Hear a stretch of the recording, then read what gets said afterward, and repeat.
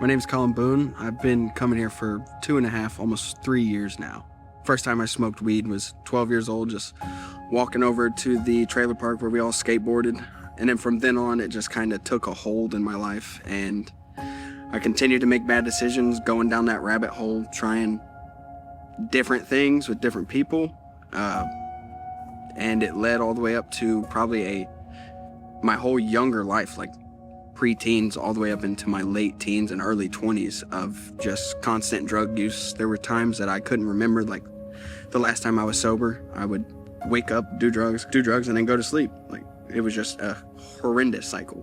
I was fully expelled from every school in Indiana. I ended up going to this one school. It was just an online school, but everybody would come into one place and you'd sit on a computer. And there were like teachers that watched over you, but it was in the ghetto. They didn't care what you did, and it just wasn't really for me. So I didn't really try at all. I ended up leaving sophomore year with 8 credits. So coming in as a junior, I had 8 credits, and you need 44 to graduate. Once I realized I was 18, I realized I could drop out of school, and my parents can't tell me otherwise. So against their discretion, I dropped out, and I got bad into alcohol at that point. So it wasn't just about getting high, it was about getting alcohol. And at 19, I was hanging out with some buddies, and we were all drinking at his house, and the night was over, and I was one of those people that didn't ever want to stop. I overindulged in everything I did. That night, when we all got sent home, I was already blackout drunk, so I'm not gonna make an excuse and say I didn't know what I was doing, but I made the decision to drive me and my friend home. So I hit a corner going around 60, and I just lost control, smacked into a tree, and I woke up to the sound of gas burning up on the engine block. It was like a tss, tss, tss. And I get my friend out of the car, and when I turn around, my car just goes up in flames. And I look, and I was like, this is actually a lot more serious than I thought. So I call the cops on myself. And at the time, I didn't know how injured I was, but I ended up going to the hospital with a brain bleed, and I stayed in the hospital for 3 days, and then stayed in jail after that for 3 days. And then that's kind of when the revelation hit me that there's no way I should have survived that, and that there's someone watching over me. I was put on probation, and I stopped smoking weed, I stopped drinking, but there was a pill that I knew that I could do that would not show up on any drug test, so I got addicted to that. Because again, I just needed to be high. I could not just be sober. So I thought God as like my way out. And obviously he is your way out of many things, but to me, I was looking at the wrong image of God. I was praying, but still staying in the same habits. And I was reading my Bible, but underneath that Bible was the pills that I was addicted to. So it was like basically the fight of good and evil right there on top of each other. And for the longest, I just ignored that. And I continued to think if I could do drugs and pray, I'll be okay. And that was completely wrong. I found an outlet, and that outlet was rock climbing. And in the gym, probably 4 months in, I locked eyes with my wife now, Haley. A few months down the road, we go on a trip to North Carolina. And in the car while I'm driving, I had hidden just the perfect amount of drugs to get me through my trip that would keep me from withdrawing. I hid that in my wallet underneath 2 IDs. For some reason, she decides to look in my wallet and take out my IDs, and when she did, she found the drugs hidden under it. Immediately, I spiraled. I panicked, and I lied.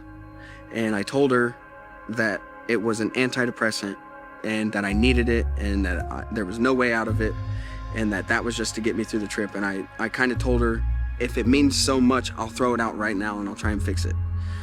And in that moment, that kind of clicked for me. The way I take it is God told her to open that wallet and kind of oust me right there. And I realized that now was the time that either I keep going down this path and I lose everything, or I take this way out and excel.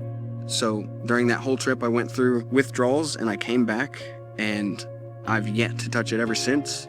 And I just thank God every day for giving me that opportunity. And then when we got back, I'd say it was 2 months I was clean. I was at probably what felt like the highest point of my life. Haley got a text from Peyton Bullhorse that invited us to the Church Hurt series here at Victory. And I had never heard of Victory. I grew up going to a Pentecostal church. I was not really open to church at that point, but I was open to try it. When I came here for the Church Hurt series, it was like the sermon resonated with all of the prayers that I had been praying since I'd become sober. And I realized that victory was where I encountered God for the first time. I decided to dedicate every Sunday to come here and keep experiencing what I experienced that day. And it just seemed that every week since then is like my prayers have been answered, and there's something that I can take from each sermon that will apply to my life. I felt the pull in my own heart that I should get baptized. And then Haley, it was like she was reading my mind, or God told her. Again, I want to say it was divine intervention that God told her to bring it up. And I wanted to do it privately because I was scared. I don't do well in front of other people. But then she also brought up that if you get baptized in service, you have no idea how many people might also find courage and want to get baptized. So I decided that day I was going to get baptized in front of everybody. Even then, I didn't read the pamphlet that Josh gave me about baptism. So I didn't fully recognize what I was receiving until I came out of the water. I don't want to say it was like an immediate life change, but it was like something in me is now different, and I have to live not for myself anymore, but for God. I'm still a sinner. But now I have that grace and that forgiveness that God has given me. And that is probably the strongest love that I could ever feel. Back when I first started the journey, I thought that I was just going to be immediately clean.